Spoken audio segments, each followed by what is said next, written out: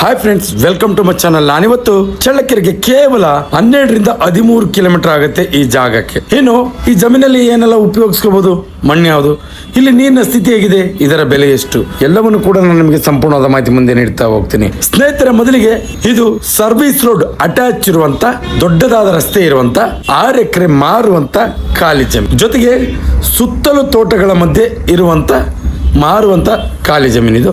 ಜೊತೆಗೆ ಒಂದು ಕೆರೆ ಅಟ್ಯಾಚ್ ಇದೆ ಈ ಜಮೀನಿಗೆ.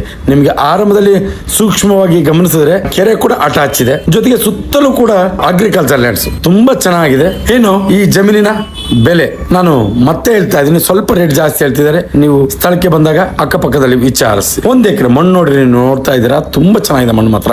1 ಎಕರೆ ನಾನು ಮತ್ತೆ ಹೇಳ್ತಾ ಇದ್ದೀನಿ, 1 ಎಕರೆ 22 ಲಕ್ಷ ಹೇಳ್ತಾರೆ. ಸ್ವಲ್ಪ ನೆಗೋಷಿಯಬಲ್ ಆಗುತ್ತೆ. ಜೊತೆಗೆ ಯಾರೆಲ್ಲ ಜಮೀನಿನ ಹುಡುಕಾಟದಲ್ಲಿ ಇರ್ತಾರೆ ಅಂತವರಿಗೆ ಈ ವಿಡಿಯೋ ಶೇರ್ ಮಾಡಬಹುದು, ಅವರಿಗೆ ತುಂಬಾ ಉಪಯುಕ್ತ ಮಾಹಿತಿ ಆಗುತ್ತೆ ಅನ್ನೋದು ನನ್ನ ಮಾತು. ಎಂದಿನಂತೆ ಇದೇ ರೀತಿ ಮತ್ತೊಂದು ಜಮೀನಲ್ಲಿ ಮುಂದಿನ ವಿಡಿಯೋದಲ್ಲಿ ನಿಮ್ಮ ಮುಂದೆ ಹಾಜರಿರ್ತೀನಿ. ಅಲ್ಲಿವರೆಗೂ ಟೇಕ್ ಕೇರ್, ಬಾಯ್.